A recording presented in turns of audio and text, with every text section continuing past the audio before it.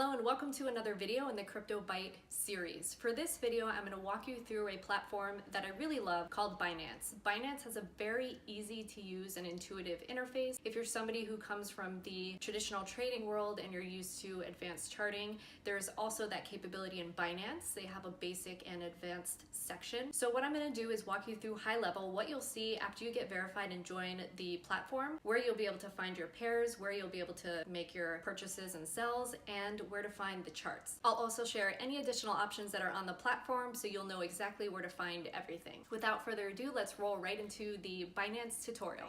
This to me is one of the best platforms. I use HitBTC also, which I'll go over in another video, but ever since I started using Binance, it's just been a lot easier and I really enjoy this platform, so I highly recommend it. The first thing you need to do when you sign up for Binance is get your two-factor authentication set up. I talked about this in another video, but two-factor authentication is important because it's another additional step that you will need to log in, and it makes it that much harder for your account to be compromised. So Binance is pretty picky about the coins that are supported, but you'll find a lot of coins on here that aren't on other platforms like HitBTC. So I actually buy across two different platforms so that I'm able to get the specific coins that I want. So let's do a walkthrough of the basic part. Okay, so this is what you'll see when you're on the basic tab. At the top right, you'll be able to see all of the available pairs. So you'll see BTC, which is Bitcoin. You'll see ETH, which is Ethereum. You'll see BNB, which is the Binance coin, and you'll see USDT, which is USD Tether. It is almost vis-a-vis with the US dollar.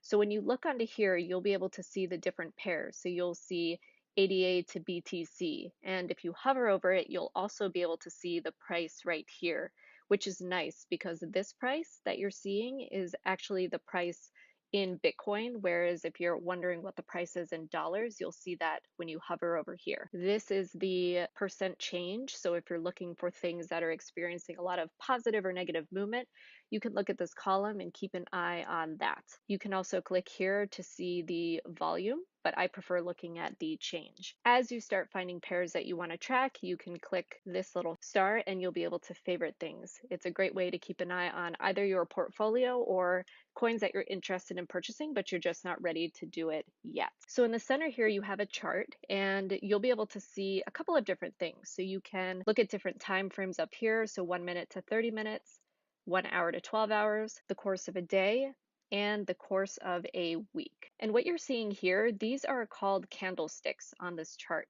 And candlesticks are my personal favorite to look at as opposed to some of the other different charting options that you'll see. And basically what you're seeing here is something that looks like a candlestick, and there is a top part, if you can see where my cursor is right here, and that is considered the top wick. And then you see this bottom part, which is considered the bottom wick. So that shows you the highs and the lows that have been experienced, and the body right here. So when it's red, it closed at a lower price than what it opened. When it's green, it closed at a higher price than what it opened. So candlestick charts are a great way to see overall performance. Now, if you go over to the advanced tab, there are a lot of different things on this, and we'll go back to the other tab in a second, but what I wanted to show you was the difference in the chart. So when you're on the advanced tab, you're able to use a couple of different indicators, and I say a couple liberally because there's a lot of different ones that you can choose from. So for example, if you want to look at the EMA, which is the exponential moving average, you'll be able to click that and you'll have this indicator in place. And the EMA, the exponential moving average, is a little different from something like a simple moving average. It allows you to see an overall trend, but it places importance on the most recent price action, whereas the simple moving average just gives you the simple moving average without the weight on recent price action.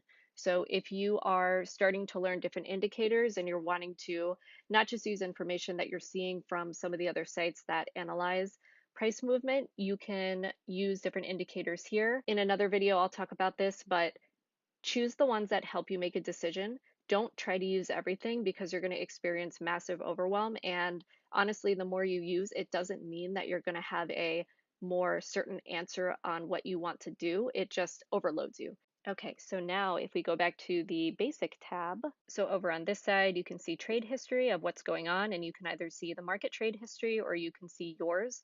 This is an account where I don't use it often so that I can do these tutorials, so you're not going to see anything there, but if you have trade history, it'll show up right in this area. On the left, this is in real time, so you can see all of the buys and sells for the pair that you are focused on. You can see the 24-hour change up here, you can see the 24-hour high, you can see the 24-hour low, and then you can see the 24-hour volume of what has been sold.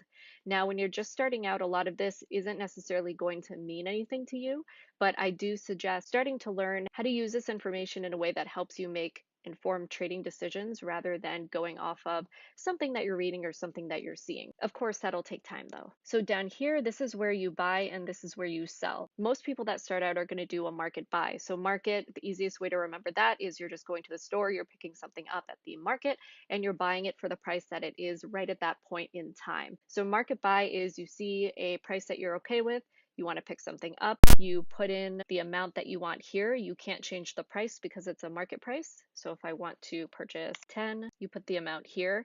Now, if you actually have Bitcoin, since this is a BNB BTC pair, you'll be able to see what balance you have here available to buy the Binance coin that we're looking at right now.